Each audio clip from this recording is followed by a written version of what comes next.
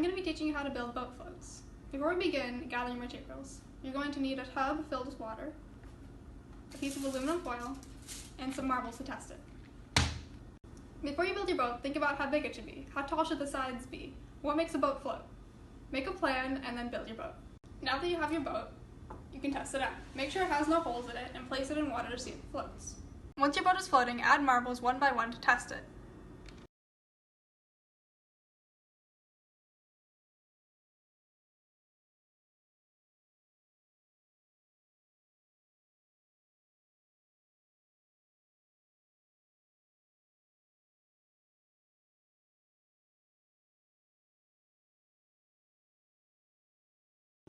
Once your boat sinks, take it out and make repairs. See how many marbles you can fit in the boat. Thanks for watching and have fun!